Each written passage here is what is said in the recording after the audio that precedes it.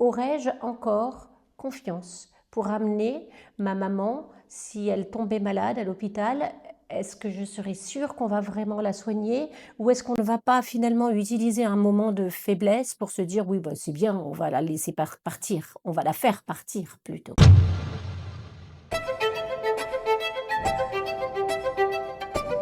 Si je témoigne aussi, c'est pour vous dire ce que j'ai vécu. Parce qu'il me semble que les problématiques de début et de fin de vie, finalement, sont très similaires. Pourquoi? Parce que nos parents vieillissants, finalement, deviennent un peu notre responsabilité comme nos enfants. Je suis une maman, une jeune grand-mère. Je suis aussi responsable de mes aînés. Je veux pouvoir en prendre soin. Lors de ma dernière grossesse, une cardiopathie très lourde a été diagnostiquée très vite sur le bébé que j'attendais. Tellement vite qu'on m'a très régulièrement proposé l'interruption médicale de grossesse. Cette cardiopathie a fait soupçonner aussi relativement vite une maladie chromosomique. J'ai dû réaffirmer mon désir d'aimer mon enfant de manière indéfectible, comme j'aime chacun de mes enfants.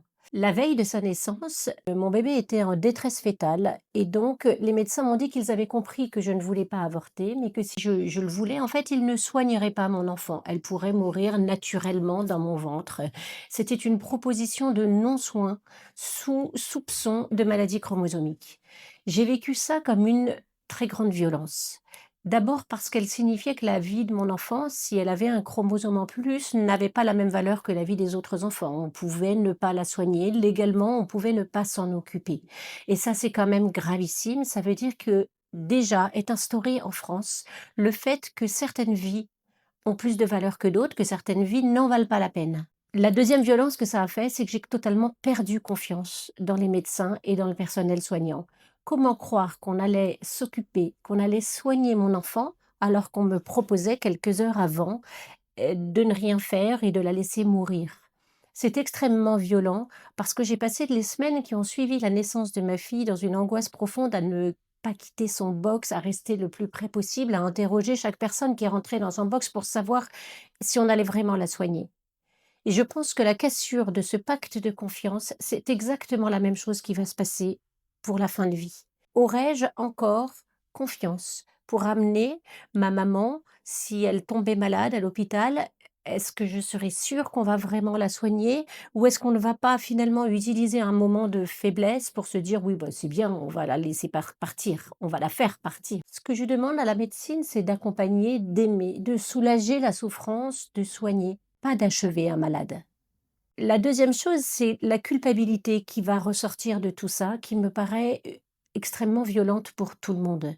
Culpabilité que va porter la famille. On va être coupable d'aimer.